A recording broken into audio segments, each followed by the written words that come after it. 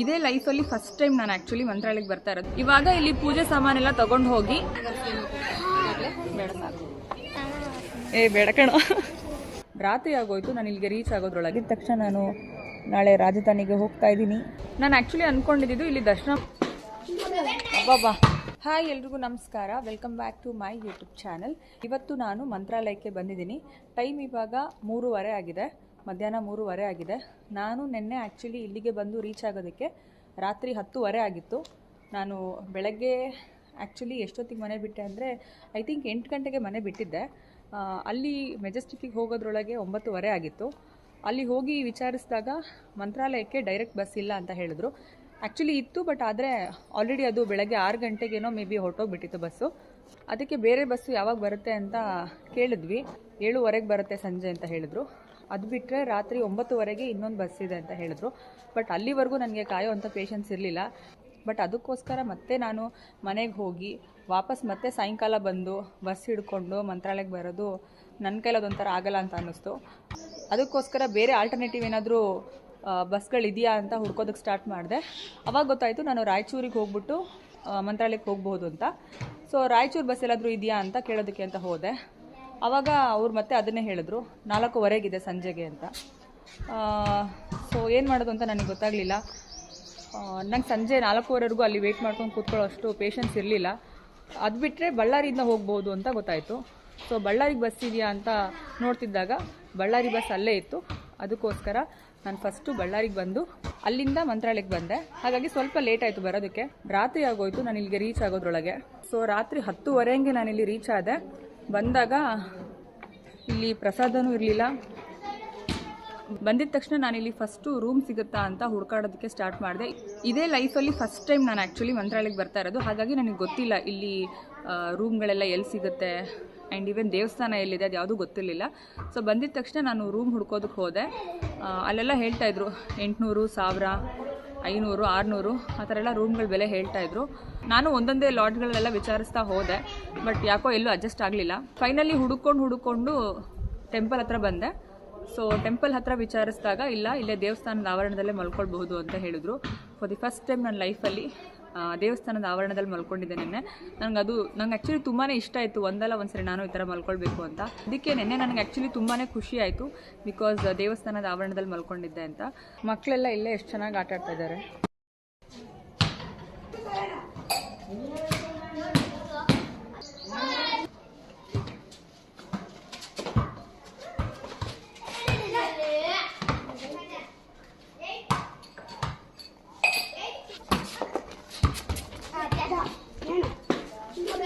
ಬಾಬಾ hi, hello.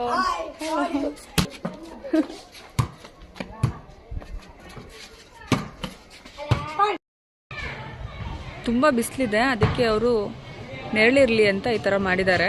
Actually ಇದನ್ನು ಬಿದ್ರಲ್ಲಿ ಹೆಣ್ದಿರೋದು. ನಾನು actually ಅಂದ್ಕೊಂಡಿದ್ದು ಇಲ್ಲಿ ದರ್ಶನ ಮಾಡಿಕೊಂಡು ಅವತ್ತಿನ ದಿವಸನೇ ವಾಪಸ್ ಹೋಗ್ಬಿಡೋಣ ಅಂತ. ಬಟ್ ಅವತ್ತಿನ ದಿವಸನೇ ವಾಪಸ್ಸು ದರ್ಶನ ಮಾಡ್ಕೊಂಡು ಹೋಗೋದಕ್ಕೆ ನಾನು ರೀಚ್ ಆಗಿದ್ದೆ ಲೇಟ್ ಆಯಿತು, 10:30 ಆಯಿತು ರಾತ್ರಿ. ಸೊ ನೆಕ್ಸ್ಟ್ ಡೇ ದರ್ಶನ ಮಾಡಿಕೊಂಡು ಹೋಗೋಣ ಅಂದರೆ ನಾನು ಬಳ್ಳಾರಿಗೆ ಹೋಗೋದಕ್ಕೇ ತುಂಬ ಲೇಟಾಗಿ ಹೋಗುತ್ತೆ. ಆಮೇಲೆ ಇಲ್ಲಿ ಏನು ಬಳ್ಳಾರಿ ಬಸ್ ಸ್ಟಾಪಲ್ಲಿ ಉಳ್ಕೊಳ್ಳ. ಅದಕ್ಕೋಸ್ಕರ ಬೇಡ ಅಂತ ಅಂದ್ಬಿಟ್ಟು ಅದ್ರ ನೆಕ್ಸ್ಟ್ ದಿವಸ ಹೋಗೋಣ ಅಂತ ಪ್ಲ್ಯಾನ್ನ ಸ್ವಲ್ಪ ಚೇಂಜ್ ಮಾಡಿಕೊಂಡೆ. ಹಾಗಾಗಿ ನಾಳೆ ಹೋಗ್ತಾ ಇದ್ದೀನಿ ವಾಪಸ್ ಬೆಂಗಳೂರಿಗೆ. ಇಲ್ಲಿ ಆ್ಯಕ್ಚುಲಿ ರೂಮ್ಗಳಲ್ಲಿ ಬೆಲೆ ಜಾಸ್ತಿ, ಯಾಕಂದರೆ ಇಲ್ಲಿ ಟ್ಯಾಂಕರಲ್ಲಿ ನೀರನ್ನು ಹಾಕಿಸ್ಕೊಂಡು ಭಕ್ತಾದಿಗಳಿಗೆಲ್ಲ ನೀರು ಕೊಡ್ತಾರೆ. ಇಲ್ಲಿ ತುಂಬಾ ನೀರಿಗೆ ಅಭಾವ ಜಾಸ್ತಿ ಇದೆ. ಆ್ಯಂಡ್ ಇಲ್ಲಿ ಒಂದು ತುಂಗಭದ್ರಾ ನದಿ ಅಂತ ಇದೆ, ಅಲ್ಲೂ ಕೂಡ ಅಷ್ಟೇ ನೀರಿಲ್ಲ. ಅದಕ್ಕೋಸ್ಕರ ಸ್ವಲ್ಪ ರೂಮ್ಗಳ ಬೆಲೆ ಎಲ್ಲ ಜಾಸ್ತಿ ಇದೆ ಇಲ್ಲಿ. ನಾನು ನಿನ್ನೆ ಆ್ಯಕ್ಚುಲಿ ಫಸ್ಟು ರೂಮ್ ಕೇಳಿದಾಗ ಒಬ್ಬರು ರೂಮ್ ಕೊಡೋದಕ್ಕೆ ಒಪ್ಕೊಂಡಿದ್ರು. ಎಷ್ಟು ಅಂದರೆ 800 ರೂಪಾಯಿ ಕೇಳಿದರು. ನಾನು 500 ರೂಪೀಸಿಗೆ ಬಾರ್ಗೇನ್ ಮಾಡಿ ಓಕೆ ಮಾಡ್ಕೊಳ್ಳೋಣ ರೂಮ್ ಅಂತ ಡಿಸೈಡ್ ಮಾಡ್ಕೊಂಡಿದ್ವಿ. ಬಟ್ ಆದರೆ ಆಮೇಲೆ ಏನಾಯಿತು ಅಂದರೆ ನೀರಿಲ್ಲ ಅಂತ ಹೇಳಿದ್ರು. ಆ್ಯಂಡ್ ಬೆಳಗ್ಗೆ 8:30ಗೆ ರೂಮ್ನ ಖಾಲಿ ಮಾಡ್ಕೊಡ್ಬೇಕು ಅಂತ ಹೇಳಿದ್ರು. ಬೆಳಗ್ಗೆ 8:30ಗೆ ನಾನು ರೂಮ್ನ ಹೇಗೆ ಖಾಲಿ ಮಾಡ್ಕೊಡೋಕ್ಕಾಗುತ್ತೆ, ಬಿಕಾಸ್ ಇಲ್ಲಿ ದರ್ಶನಕ್ಕೆ ಬರಬೇಕು. ಅದು ಅಲ್ಲದೆ ಸ್ನಾನ ಮಾಡಿಕೊಂಡು ದರ್ಶನಕ್ಕೆ ಬಂದು ಸ್ವಲ್ಪ ಪ್ರಸಾದ ಆದರೂ ತಿಂದ್ಬಿಟ್ಟು ಹೋಗಬೇಕು ಅನ್ನೋದೆಲ್ಲ ಇತ್ತು. ಹಾಗಾಗಿ 8:30ಗೆ ರೂಮ್ನ ಖಾಲಿ ಮಾಡ್ಕೊಡೋದಕ್ಕೆ ಆಗಲ್ಲ ಅನ್ನೋದು ಆಗಲೇ ಮೈಂಡಿಗೆ ಬಂದಿತ್ತು. ಸೊ ಅದಕ್ಕೋಸ್ಕರ ನಾನು ಆ ಲಾಡ್ಜ್ ಬೇಡ ಅಂತ ಡಿಸೈಡ್ ಮಾಡಿಕೊಂಡೆ. ಆ್ಯಂಡ್ ಈವನ್ ಅಲ್ಲೂ ಕೂಡ ಅಷ್ಟೇ, ಅವರು ನಮಗೆ ನೀರು ಕೊಡೋದಿಲ್ಲ ಅಂತ ಹೇಳಿದ್ರು. ನೀರಿಲ್ಲ ಅಂದಮೇಲೆ ಅಲ್ಲಿರೋದಕ್ಕೆ ಸ್ವಲ್ಪ ಕಷ್ಟ ಆಗುತ್ತಲ್ವ, ಅದಕ್ಕೋಸ್ಕರ ಬೇಡ ಅಂತ ಹೇಳಿದೆ ಆ ಲಾಡ್ಜ್ನ. ಇಲ್ಲಿ ಹಣ್ಣು ಕಾಯಿಗಳನ್ನೆಲ್ಲ ತಗೋಬಹುದು. ಅಕ್ಕಪಕ್ಕದಲ್ಲೆಲ್ಲ ಈ ಥರ ಶಾಪ್ಸ್ ಇರುತ್ತೆ. ಇಲ್ಲಿ ನೋಡಿ ಈ ಥರ ಮೆಹಂದಿ ಹಾಕ್ತಾರೆ. 2 ರೂಪೀಸ್ ಒಂದಷ್ಟೇನೆ ಇದು. ಇವಾಗ ದರ್ಶನ ಮಾಡೋದಕ್ಕೆ ಅಂತ ಹೋಗ್ತಾ ಇದ್ದೀನಿ. ಇವಾಗ ಇಲ್ಲಿ ಪೂಜೆ ಸಾಮಾನೆಲ್ಲ ತಗೊಂಡು ಹೋಗಿ ಮಂಚಾಲಮ್ಮ ತಾಯಿ ಅಂತ ಸಿಗ್ತಾರೆ. ಫಸ್ಟು ಅಲ್ಲಿ ಹೋಗಿ ದರ್ಶನ ಮಾಡ್ಕೊಂಡು ಬಂದೆ, ಪೂಜೆ ಮಾಡಿಸ್ಕೊಂಡು ಬಂದೆ. ಅಲ್ಲಿ ಒಳಗಡೆ ಹೋಗಿ ರಾಘವೇಂದ್ರ ಸ್ವಾಮಿ ದರ್ಶನ ಮಾಡಿಕೊಂಡು ಇವಾಗ ಆಚೆ ಬಂದೆ. ಇವಾಗ ಇಲ್ಲಿಂದ ಭೋಜನ ಶಾಲೆಗೆ ಹೋಗ್ತಾ ಇದ್ದೀನಿ ಊಟ ಮಾಡ್ಕೊಂಡು ಬರೋದಕ್ಕೆ. ಇಲ್ಲೂ ಕೂಡ ಪರ್ಟಿಕ್ಯುಲರ್ ಆಗಿ ಟೈಮಿಂಗ್ಸ್ ಇದೆ. 11 o'clock ಇಂದ 2 o'clock ವರೆಗೂ ಇರುತ್ತೆ. ನಾನು ಇದೇ ಫಸ್ಟ್ ಟೈಮು ಮಂತ್ರಾಲಯಕ್ಕೆ ಬಂದಿದ್ದು, ಹಾಗಾಗಿ ದೇವಸ್ಥಾನ ಹೇಗಿರುತ್ತೆ ಅನ್ನೋ ಒಂದು ಕಲ್ಪನೆ ಕೂಡ ಇರಲಿಲ್ಲ. ನನ್ನ ನಿರೀಕ್ಷೆಗೂ ಮೀರಿ ತುಂಬಾ ಸುಂದರವಾಗಿದೆ ದೇವಸ್ಥಾನ ಅಂತ ಅನ್ನಿಸ್ತು. ಸ್ಪೆಷಲಿ ಅವರು ಪ್ರತಿಯೊಂದು ಗೋಡೆ ಮೇಲೂ ಮಾಡಿರುವಂತಹ ಡಿಸೈನ್ಗಳಿರ್ಬೋದು, ಆ ಚಿತ್ರಣಗಳಿರ್ಬೋದು, ಒಂದೊಂದು ಕತೆ ಹೇಳುತ್ತೆ ಆ ಚಿತ್ರಗಳೆಲ್ಲ. ಅದೆಲ್ಲ ನಂಗೆ ತುಂಬಾ ಇಷ್ಟ ಆಯಿತು. ಮಂತ್ರಾಲಯ ಇಷ್ಟು ದೊಡ್ಡ ದೇವಸ್ಥಾನ ಅಂತ ನನಗೆ ಗೊತ್ತೇ ಇರಲಿಲ್ಲ. ಒಂದು ಸರಿನೂ ನಾನು ಇಂಟರ್ನೆಟ್ಟಲ್ಲಿ ಕೂಡ ಚೆಕ್ ಮಾಡಿರಲಿಲ್ಲ. ಇಲ್ಲಿಗೆ ಬಂದು ನೋಡಿದಾಗ ತುಂಬಾ ಒಂಥರ ಸರ್ಪ್ರೈಸ್ ಅಂತ ಅನ್ನಿಸ್ತು. ಇಲ್ಲೇ ಕಾಣಿಸುತ್ತೆ ಮಂಚಾಲಮ್ಮ ತಾಯಿ ಸನ್ನಿಧಾನ. ಸಂಜೆ ಮೇಲಂತೂ ದೇವಸ್ಥಾನ ತುಂಬ ಚೆನ್ನಾಗಿ ಕಾಣಿಸ್ತಿರುತ್ತೆ. ಒಳ್ಳೆ ಹಬ್ಬ ಇದೆಯೇನೋ ಅನ್ನೋ ಥರ ಅನ್ನಿಸ್ತಾ ಇರುತ್ತೆ. ಈ ಹುಡುಗ ನೋಡಿ ಇಲ್ಲೇ ಸೈಕಲ್ ಓಡಿಸ್ತಾ ಇದ್ದಾನೆ. ಬೇಡ ಕಣ. ಬೆಳಗ್ಗೆಗಿಂತ ಸಂಜೆ ಮೇಲೆ ನೋಡಬೇಕು ದೇವಸ್ಥಾನನ, ತುಂಬಾ ಚೆನ್ನಾಗಿರುತ್ತೆ. ಆ್ಯಕ್ಚುಲಿ ನಾನು ಸ್ವಲ್ಪ ಸಂಜೆ ಆಗಲಿ ಅಂತ ಕಾಯ್ತಾ ಇದ್ದೀನಿ. ದೇವಸ್ಥಾನದ ಗೋಡೆ ಮೇಲಿರೋ ಒಂದೊಂದು ಚಿತ್ರನೂ ಅಷ್ಟು ಚೆನ್ನಾಗಿದೆ, ತುಂಬ ಅಟ್ರಾಕ್ಟಿವ್ ಆಗಿ ಮಾಡಿದ್ದಾರೆ. ಈ ಊರಿ ಬಿಸಿಲಲ್ಲೂ ಆಂಟಿ ಎಷ್ಟು ಕೆಲಸ ಮಾಡ್ತಿದ್ದಾರೆ. ಆ್ಯಕ್ಚುಲಿ ಊಟಕ್ಕೆ ಹೋಗೋದಕ್ಕಿಂತ ಮುಂಚೆ ನಾನಿಲ್ಲಿ ಒಳಗಡೆ ಮ್ಯೂಸಿಯಂ ನೋಡ್ಕೊಂಬರೋಣ ಅಂತ ಹೋಗಿದ್ದೆ. ಇದೇ ಅದು ಮ್ಯೂಸಿಯಂ.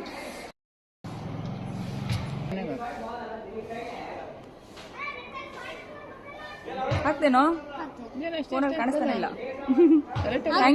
ಹಾಕ್ದಾ? Okay, thank you. ಎಷ್ಟನೇ ಕ್ಲಾಸು ನೀನು? 6th. ಸ್ಕೂಲ್ ಇಲ್ವಾ ನಿಂಗೆ ಇವಾಗ? ಎಷ್ಟೊತ್ತಿವರೆಗೂ ಹೋಯ್ತು ಸ್ಕೂಲು? ಬೆಳಗ್ಗೆ 7 ಗಂಟೆಯಿಂದ 12 ಗಂಟೆಗೆ ಬೂರ್ತದೆ. ಅಷ್ಟೇನಾ? ರಜೆ ಅಲ್ವನ ಇವಾಗ? ರಜೆ ಇಲ್ಲ, ಎಕ್ಸಾಮ್ ಇಲ್ವಾ? ಆಗೋದ್ಮೇಲೆ ರಜೆ. ಹೌದಾ? ಯಾವಾಗ ಆಗೋಗುತ್ತೆ ಎಕ್ಸಾಮ್? ಇನ್ನ 3 ಎಕ್ಸಾಮ್ ಇದೆ. ಹೌದಾ? ಸರಿ, ಆಲ್ ದಿ ಬೆಸ್ಟ್ ನಿಮ್ಮ ಎಕ್ಸಾಮ್ಸ್ಗೆ. ಇದೇ ಊರಾ ನಿಮ್ದು? All the best. ಇಲ್ಲಿ ನೋಡಿ ಕೋತಿ ಹೋಗ್ತಾ ಇದೆ. ಇಲ್ಲಿ ನೋಡಿ ಎಷ್ಟೊಂದು ಕೋತಿಗಳು ಬಂದಿದೆ. ಓಹ್, ಒಂದು ಪರ್ಕೆ ತಗೊಳ್ತಾ ಇದೆ. ಒಂದು ಪೊರ್ಕೆ ತಗೊಳ್ತಾ, ಅಯ್ಯೋ ಬೀಳಿಸ್ತು.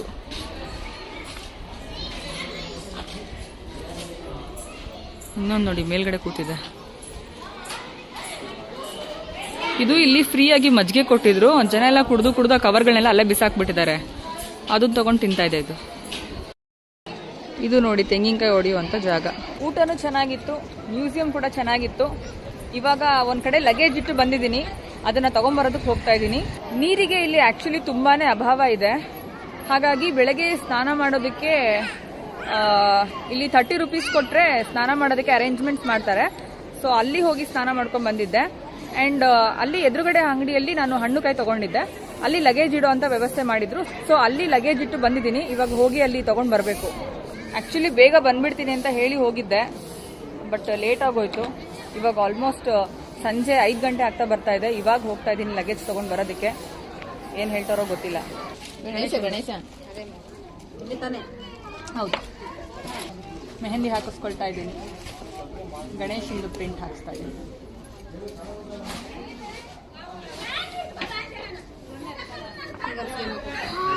ಬೇಡ ಸಾಕು.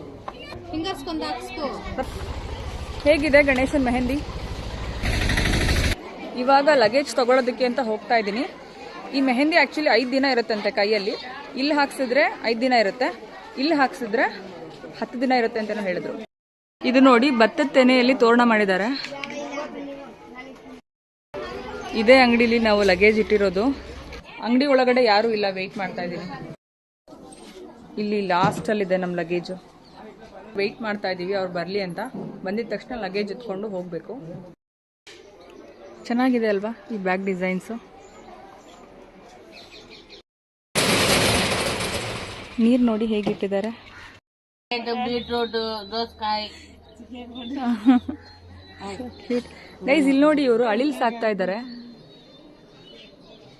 ಬಿಟ್ಟು ಸ್ಪೀಡಿ ಬೈದ ಬೈದ ಬೈದಪ್ಪು ಈಗ ಬಟ್ಟೆ ಲೋಗ್ಲದ ಹಾಕಿ ಇವ್ರು ನೋಡಿ ಅಳಿಲ್ ಸಾಕ್ತಾ ಇದ್ದಾರೆ. ಇದೇ ಫಸ್ಟ್ ಟೈಮ್ ನಾನು ನೋಡಿದ್ದು ಯಾರಾದರೂ ಅಳಿಲ್ ಸಾಕೋದನ್ನ. ಈ ಬೋರ್ಡ್ ನೋಡಿ ಕೂಲ್ ಡ್ರಿಂಕ್ಸು 5 ರೂಪೀಸ್ ಅನ್ಕೊಂಡೆ. ಅಂಕಲ್ ಬೀಸಣ್ಗೆ ನೋಡಿ, ಮೆಡಿಮಿಕ್ಸ್ ಸೋಪ್ದು ಯಾವುದೋ ಬೀಸಣ್ಗೆ. ಮೆಹಂದಿ ನೋಡಿ ಇನ್ನೂ ಎಷ್ಟು ಡಾರ್ಕ್ ಆಗಿದೆ ಅಂತ. ಇವಾಗ ಚೆನ್ನಾಗಾಗ್ಬಿಟ್ಟಿದೆ ಅಲ್ವಾ? ಇವಾಗ ಚೆನ್ನಾಗಾಗ್ಬಿಟ್ಟಿದೆ ಇವಾಗ. ಇನ್ನೂ ಹಣೆಗೆ ಹಾಕ್ಸಿದ ತಿಲಕನೂ ಕೂಡ ಹಾಗೆ ಇದೆ. ಈ ಕಡೆ ಸ್ವಲ್ಪ ಡಾರ್ಕ್ ಆಗಿರಬೇಕಿತ್ತು ಅಂತ ಅನ್ಸುತ್ತೆ. ಹೋಗೋ ಆ ಕಡೆ. ಅದೇನದು ಕೈ ಬರೆತ್ತದ ನೀನು?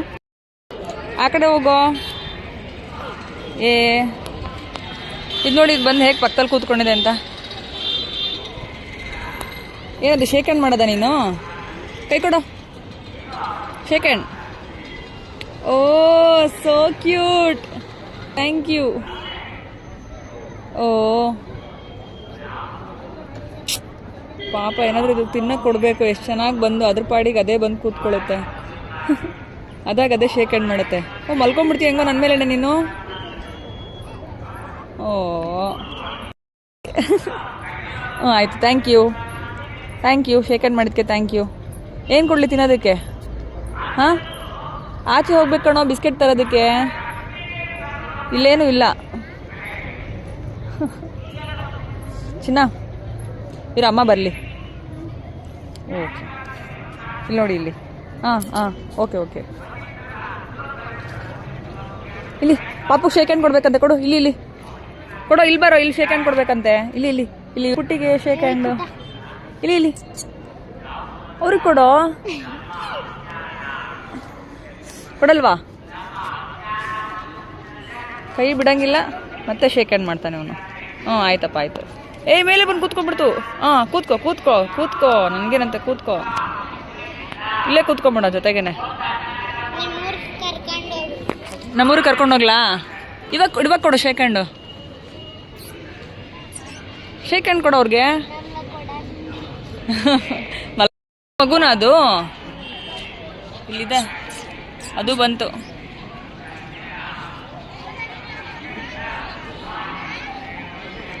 ಇದು ನೋಡಿ, ಇಲ್ಲೇ ಕೂತ್ಕೊಂಡ್ಬಿಡ್ತು. ಇನ್ನೂ ನೀಟಾಗಿ ಇಲ್ಲಿ ತಗೊಳ್ಳೋ. ಅವನ ತಲೆ ಮೇಲೆ ಬೀಳಿಸ್. ತಿನ್ನಕ್ಕೆ ಬರಲ್ಲ ಇದಕ್ಕಿನ್ನು.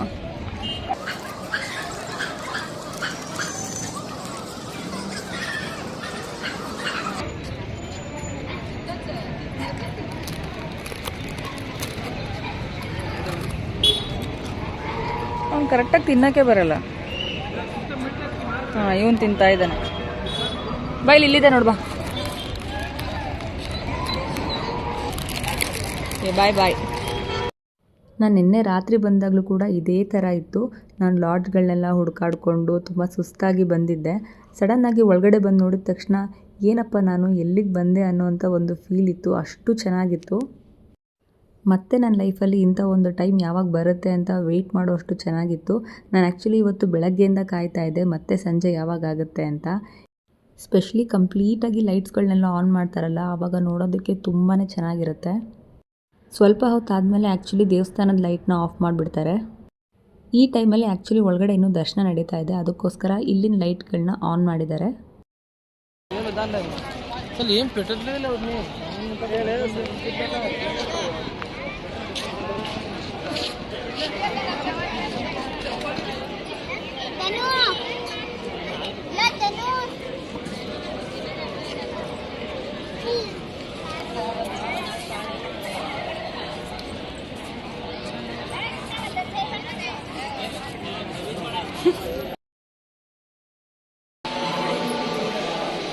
ಇವಾಗ ಮತ್ತೆ ಊಟ ಮಾಡೋದಕ್ಕೆ ಬಂದಿದ್ದೀವಿ.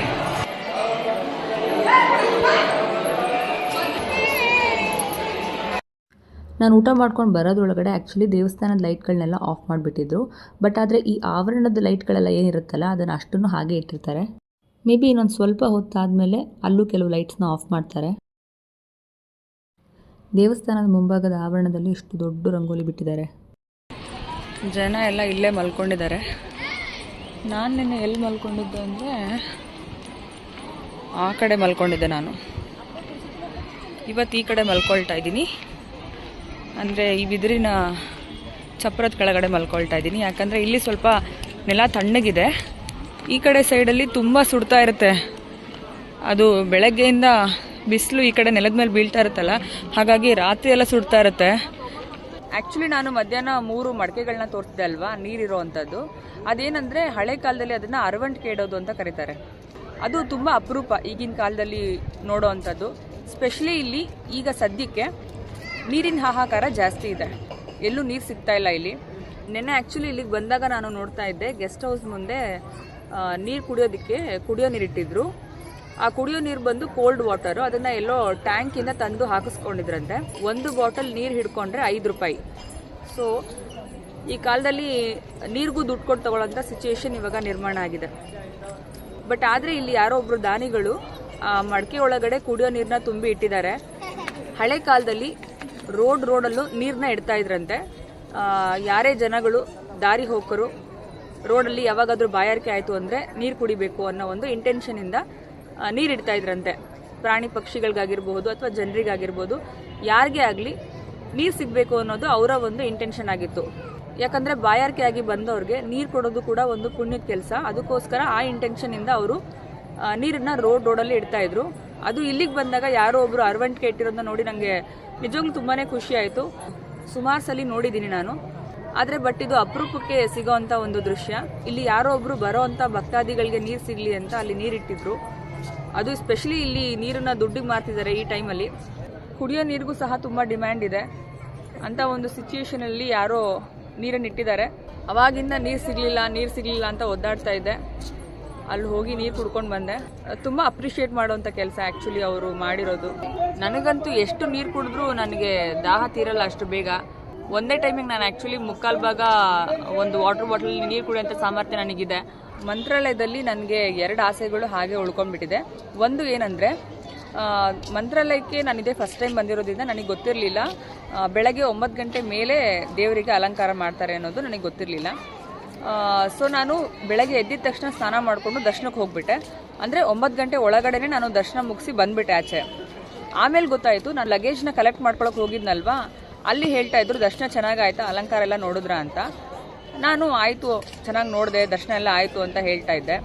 ಬಟ್ ಆಮೇಲೆ ಅವರು ಮೊಬೈಲಲ್ಲಿ ಇದು ಇವತ್ತಿನ ಅಲಂಕಾರ, ಇದು ನಿನ್ನೆ ಅಲಂಕಾರ, ಇದು ಮೊನ್ನೆ ಅಲಂಕಾರ ಅಂತೆಲ್ಲ ತೋರಿಸ್ತಾ ಇದ್ರು. ಬಟ್ ಇದು ನಾನು ನೋಡಲೇ ಇಲ್ವಲ್ಲ ಅಂತ ಯೋಚನೆ ಮಾಡ್ತಾ ಇದ್ದೆ. ಆವಾಗ ಹೇಳಿದ್ರು, ಇಲ್ಲ ಈ ಥರ ಅಲಂಕಾರ ಮಾಡಿರೋದನ್ನ ನೋಡಬೇಕು, ನೀವು ಬೆಳಗ್ಗೆ ಬೇಗ ಹೋಗ್ಬಿಟ್ಟಿದ್ದೀರಾ, ಹಾಗಾಗಿ ನಿಮ್ಗೆ ಗೊತ್ತಾಗಿಲ್ಲ, ಇನ್ನೊಂದ್ಸರಿ ಹೋಗಿ ದರ್ಶನ ಮಾಡ್ಕೊಂಡು ಬನ್ನಿ, ಯಾಕಂದರೆ ಒಂದು 4 o'clock ಮೇಲೆ ಮತ್ತೆ ಟೆಂಪಲ್ ಓಪನ್ ಆಗುತ್ತೆ ಅಂತ ಹೇಳಿದ್ರು. ಸರಿ ಹೋಗಿ ನೋಡ್ಕೊಂಬರೋಣ ಅಂತ ನಾನು ಅಂದ್ಕೊಂಡಿದ್ದೆ. ವ್ಲಾಗ್ ಎಲ್ಲ ಮಾಡ್ತಾ ಇದ್ದೆ. ಅಷ್ಟೊತ್ತಿಗೆ ಊಟದ ಟೈಮಿಂಗ್ ಬಂತು. ಸರಿ ಊಟ ಮಾಡ್ಕೊಂಡಾದ್ಮೇಲೆ ದೇವಸ್ಥಾನಕ್ಕೆ ಹೋಗ್ಬಿಟ್ಟು ದರ್ಶನ ಮಾಡ್ಕೊಂಬರೋಣ ಅಂತ ಅಂದ್ಕೊಂಡೆ. ಊಟಕ್ಕೆ ಕ್ಯೂ ಎಲ್ಲ ಇತ್ತಲ್ವ, ಅಲ್ಲಿಂದ ಬರೋದ್ರೊಳಗೆ ಲೇಟ್ ಆಯಿತು. ಹಾಗಾಗಿ ಅಲಂಕಾರ ನಾನು ನೋಡೋಕ್ಕಾಗಲಿಲ್ಲ. ಬಟ್ ದೇವಸ್ಥಾನದ ಒಳಗಡೆ ಹೋಗಿದ್ದೆ, ಅಷ್ಟೊತ್ತಿಗೆ ಅಲಂಕಾರ ಎಲ್ಲ ತೆಗೆದುಬಿಟ್ಟಿದ್ರು. ಬೆಳಗ್ಗೆ ನಾನು ಅಲಂಕಾರ ಇಲ್ಲದಲೇ ಹೇಗೆ ದೇವ್ರನ್ನ ನೋಡಿದ್ದೆ ಅದೇ ಥರ ಇತ್ತು ಮತ್ತೆ. ಸೊ ಹಾಗಾಗಿ ಅಲಂಕಾರ ಮಾಡಿದ್ರಲ್ಲ, ಅದನ್ನು ನೋಡೋದನ್ನ ಮಿಸ್ ಮಾಡಿಕೊಂಡೆ ಈ ಸರಿ. ಆ್ಯಂಡ್ ಇನ್ನೊಂದೇನೆಂದರೆ, ಸಂಜೆ ಮೇಲೆ ಟೆಂಪಲಲ್ಲಿ ಫುಲ್ಲು ಲೈಟ್ಸ್ ಆನ್ ಮಾಡ್ತಾರೆ. ಸೊ ಆ ಟೆಂಪಲ್ ಎದುರುಗಡೆ ನಿಂತ್ಕೊಂಡು ಒಂದು ಫೋಟೋ ತೆಗೆಸ್ಕೋಬೇಕು ಅಂತ ನಂಗೆ ತುಂಬ ಆಸೆ ಇತ್ತು.